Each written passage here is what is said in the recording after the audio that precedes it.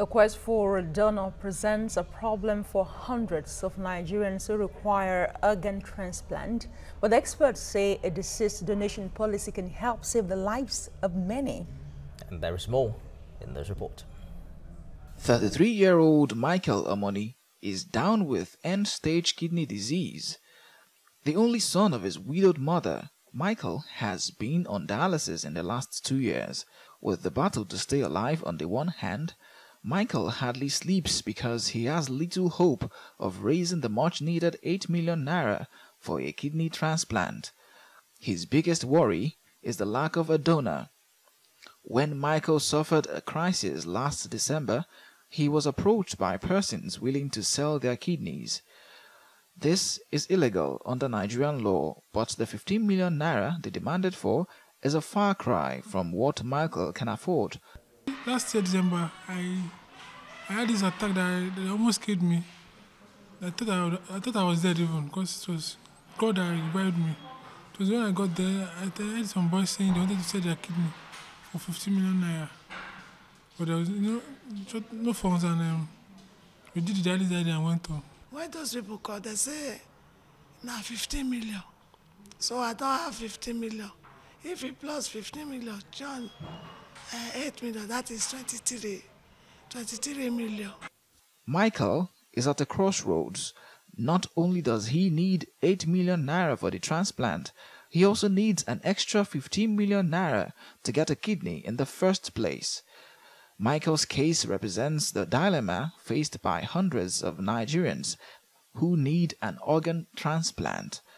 Like Michael, the lack of a deceased donor policy in Nigeria has limited access to kidneys and puts patients at the mercy of organ sellers. The criminalization of commercial transplant in Nigeria has pushed many sellers to other countries to donate and sell their organs to patients who can afford payment. The deceased donation process begins with a decision. The donor decides he or she wants to help save people with end-stage organ disease by donating their organs when they die. You must obtain in most countries an informed consent from the relatives of the dead individual. Yes, I wouldn't mind. Because if I'm dead, I don't think anything about organ concerns me. Well, actually, we'll go for no. Why? Because God created me very well. As in, when I'm coming from this earth, I actually came with everything. So if I'm going back, sure thing, I have to go back with everything. Based on traditions of some different homes, they don't give their body out when they are dead because of traditions and some other norms in their house. But religious scholars say nothing in the Holy Book disapproves a deceased's donation in their entirety. Both the Bible and Quran seem silent on commercial donation. This is a personal opinion. This is not the Bible. I'm just saying this. If I'm dying and I feel there's nothing to be done with all the ceremony we do after the person is gone. There are distinctions that we have to make. There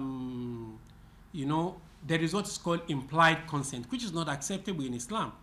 It must be express consent, and it must be given at the time the person is healthy, not on deathbed.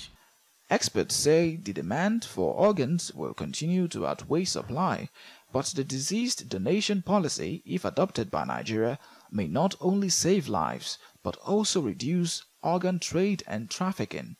Whether Michael will see another day is dependent on his ability to source for 23 million naira, but he and hundreds of Nigerians who desperately need organ transplant may get a lifeline if Nigeria embraces the deceased donor policy. That's a good policy, but not taking away from the importance of the story. I plan to live very long. That's right. So by the time I'm gone, my organs, of course, will seen better days, and I think they probably will just go to the ground with me. You sound like the other lady who wants to return to heaven with that kidney.